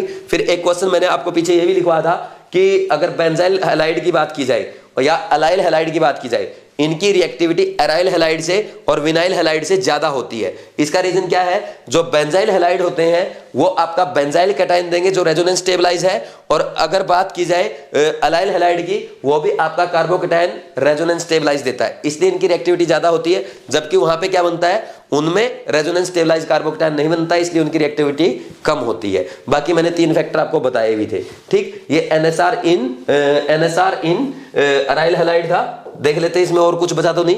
फिर उसके बाद ये कॉन्सेप्ट मैंने आपको सिखाया था, इसको ज्यादा डिटेल में जाने की कोई जरूरत नहीं है। समझ आ गया तो अच्छी बात है, नहीं तो स्किप कर सकते हो। ये 2-3 क्वेश्चन कराए थे, ये भी मैंने आपको बता दिया। फिर इसके बाद नेक्स्ट देखो, नेक्स्ट हमने 2-3 क्वेश्चन फिर किए थे। ये इजी क्वेश्चन है, ये अच्छे क्वेश्चन है, एग्जाम में आने लायक क्वेश्चन है।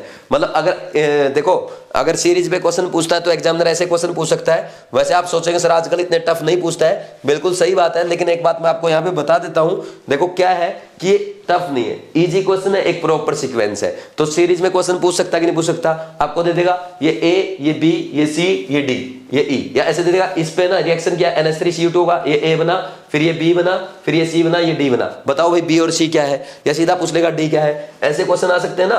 फिर नेक्स्ट हमने क्या देखा, SNAE देखा, NSR in acid derivative. Acid derivative में हमने देखा कि एडिशन एलिमिनेशन होता है इस रिएक्शन में। ठीक, फिर यहाँ पे हमने रिएक्टिविटी ऑफ SNAE देखा, directly proportional to living group tendency. जिसका सबसे ज्यादा स्टेबल एनायन बनेगा उसकी सबसे ज्यादा रिएक्टिविटी होगी। हमने देखा एसिड हैलाइड का सबसे ज्यादा स्टेबल एनायन बनता है। फिर आपका ये क्या है, रेजोनेंस स्टेबलाइज ऑक्सीजन का एनायन बनता है। फिर ऑक्सीजन और नाइट्रोजन में किसका एनायन ज्यादा स्टेबल होता है, ऑक्सीजन का, due to electronegativity, high electronegativity. तो ये ऑर्डर आ गया। तो ये रिएक्टिविटी का ऑर्डर आपसे डायरेक्ट एग्जाम्स में पूछा जाता है। समझ आ गई बात। ये अच्छे से मैंने आपको समझा दिया। और ये फिर 2-3 क्वेश्चन करवाए थे, आप इजीली कर सकते हैं, नहीं कर सकते। तो इस टाइप से आपकी NSR कंप्लीट होगी। NCERT में कहां से पढ़ सकते हो, देखो SNAR मैंने आपको बताया था कि 302 पेज में पढ़नी है। ठीक, ये पढ़ लोगे यहां से स्टार्ट है, ये पेज पढ़ना है और ये पेज पढ़ना है बस। ठीक, ये NCERT का 302 पेज है। फिर आपकी बात करेंगे हम किसकी, ये रहा cleavage of CO bond in ethers, ये आपका 339 पेज पे है। ये रिएक्शंस पढ़ लेना, आप यहां से पढ़ लेना, ये पूरा पेज यहां तक। ठीक, यहां तक पढ़ लोगे अच्छे से। ये क्वेश्चन आपके दिए हुए हैं, एग्जांपल करके देख लेना, बिल्कुल इजी एग्जांपल है, मैंने आपको करवा दिए। ये एग्जांपल मैंने करवा दिया, ये सारे एग्जांपल आपके हो गए। ठीक, इजीली आप कर सकते हो। कर लेंगे कि नहीं कर लेंगे, बोलो भाई। आराम से कर सकते हैं। ये क्वेश्चन करके देख लेना, ये पढ़ लेना, एक बार रीडिंग ले लेना। मैक्सिमम 5 मिनट इसमें लगेंगे, 5 मिनट आपको पीछे वाले में लगेंगे, क्योंकि एक एक चीज मैंने आपको अच्छे से समझा दी है। ठीक, तो NSR कंप्लीट हो गई। नेक्स्ट लेक्चर में आपको एलिमिनेशन रिएक्शन के लिए रेडी रहना है। Thank you.